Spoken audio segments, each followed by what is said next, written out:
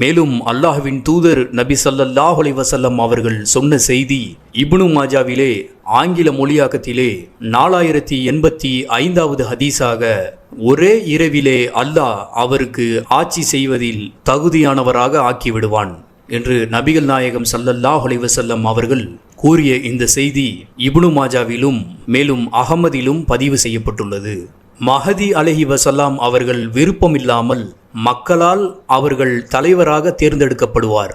அதாவது இங்கு நாம் கவனிக்க வேண்டியது, நான் தான் மஹதி என்று அவர் முன்கூட்டியே அறிந்திருக்க மாட்டார்.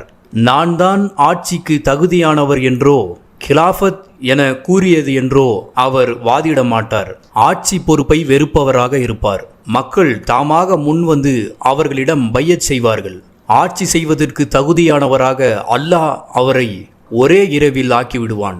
அதாவது ஆளுமை, இஸ்லாமிய அறிவு, ஞானம், மீதம் காணப்படும் அவரிடத்திலே. அப்படிப்பட்ட அவரை ஆட்சி பொறுப்பை ஏற்க தகுதியானவராக, வலிமை மிக்கவராக, வீரமுடையவராக, துணிவுடையவராக அல்லாஹ் அவருக்கு வழங்குவான்.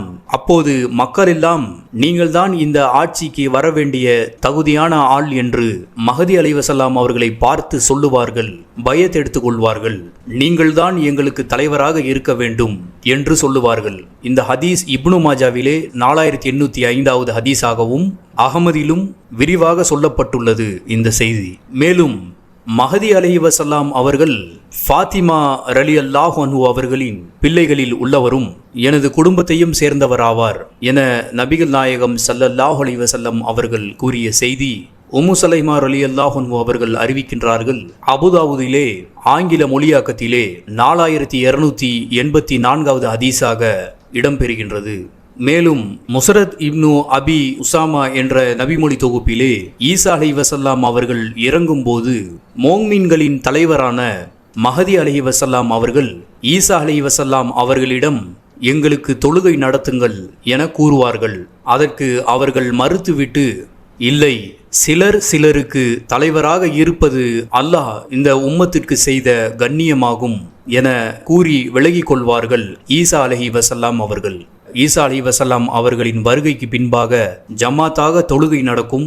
அந்த தொழுகை இமாமாக இமாம் மஹதி அலைஹி வஸல்லம் அவர்கள் தொழுகை நடத்துவார்கள்.